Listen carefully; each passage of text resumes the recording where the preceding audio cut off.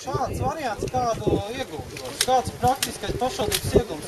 Vai tās ir kaut kāds telpas, vai naudas ietaupījums, vai darbinieki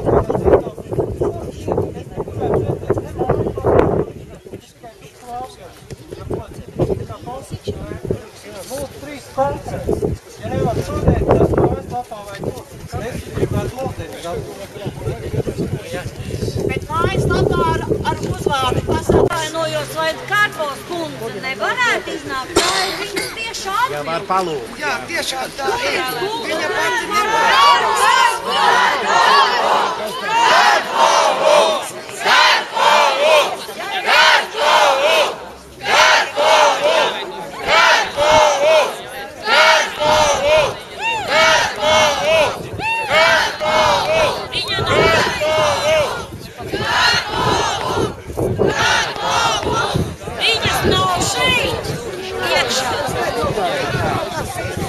Viņa nevarētu nonākt lejā. Nav jāskrien, bet mēs jau gribējām Es saprotu, ka jūs būsiet nekāds vairākas stundas. Ne jau 3. vidusskolā, kur viss ir iztaisīts tā kā vajag. Un mani mazbērni tur mācās, visi 3 mācās tajā skolā. Mēs nepiekrītam, ka 3. vidusskolā ķerās klāt kaut kāda reforma ar ģimnāzijām. Kārpos kundze sadomā kaut ko un izdomā. Nezinu ko. Dienu visi klātesošie. Man laikam arī šodien ir grūti runāt, jo man laikam 4 bērni mācās 3. vidusskolā. Un skatoties uz jūsu, kā saka, emocijām, uz visu notiekošo, laikam pareizi kaut kas īsti nav. Un es jau arī sēdēs teicu, ka es esmu par pārmaiņām, bet katras pārmaiņas ir jāveido droši vien šeit apakšā cilvēki, skolotāji, bērni, vecāki. Un es laikam arī ar saviem kolēģiem vēl vienreiz runāšu, kad arī šī darba grupa ir jāpārskata, ja? Varbūt arī citā sastāvā viņi mums daudz jāpārunā un modeļi ir vairāk, ja? Savulaik mēs runājam ar skolas direktoru par 2 labām konkurējušām vidusskolām, ja? Es šodien neaizskatu ģimnāzijas jautājumu, bet tā kā es saprotu, ka ir ļoti daudz neapmierinātie, un tā ir faktiski jūs esat tie neapmierinātie, ja? Tā ir tauta. Tāpēc es arī vēl vienreiz arī runāšu sēdē, runāšu mūsu par šo reformu, un Limbaģa 3. vidusskolu varbūt mēģinās maksāt arī tādu, kāda ir.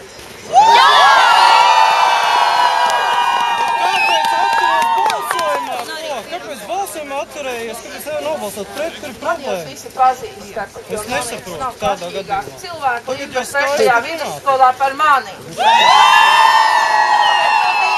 Es esmu cilvēks, kuram ļoti nepatīk klaja, ciniska netaisnība un meli.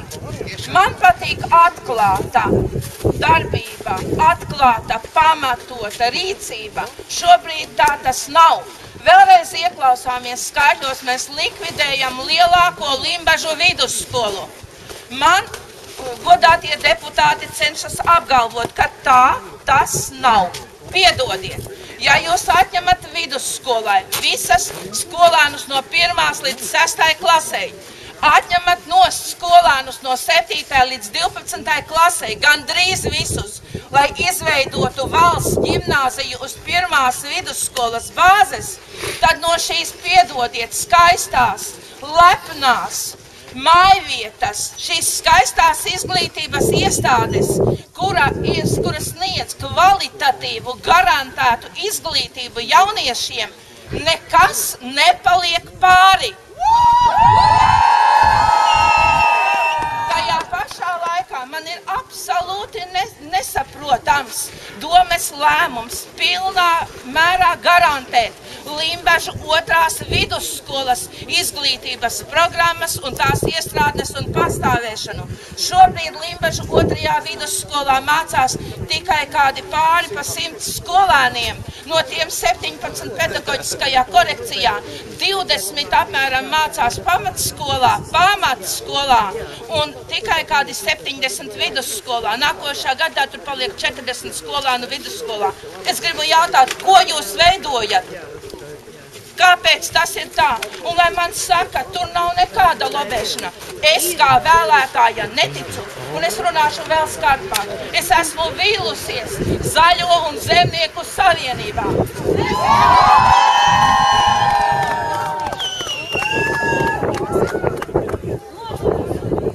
Līmeņa apmācības klases grupas un to bērnu, kurš mācās 1., 2. līmenī. Mēs taču atdosim valsts ģimnāzijā, jo tur taču viņam būs citi apstākļi. Un arī mums būs vieglāk strādāt. Un arī mēs plānosim savu darbu citādāk. Izrādās nē, šaubas, vai tik 1., 2., 3. vidusskola atdos bērnus. Ko tad mums viņi ir nodoti īpašumā? Beztermiņa lietošanā. Kas tās šausmīgām bailēm no kaut kā? Tas vienkārši apliecina to, ka tā ir konkurence. Tā vienkārši ir konkurence un izvēle. Mēs dzīvojam demokrātiskajā sabiedrībā, kur ikvienam ir tiesības izvēlēties. Un galu galā Lūk tā.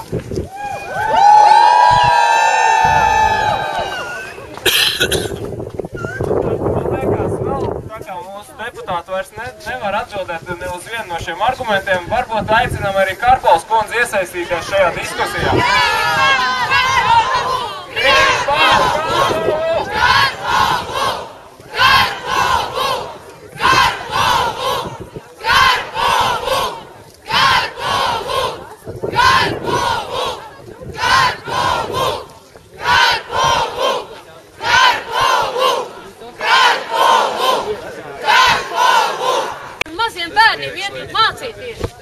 Un salikt kopā ar 7. un 9. klasi vienās telpā.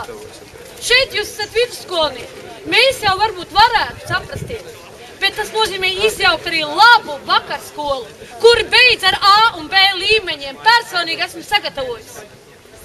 Man vienkārši nav vārdu, ko teikt.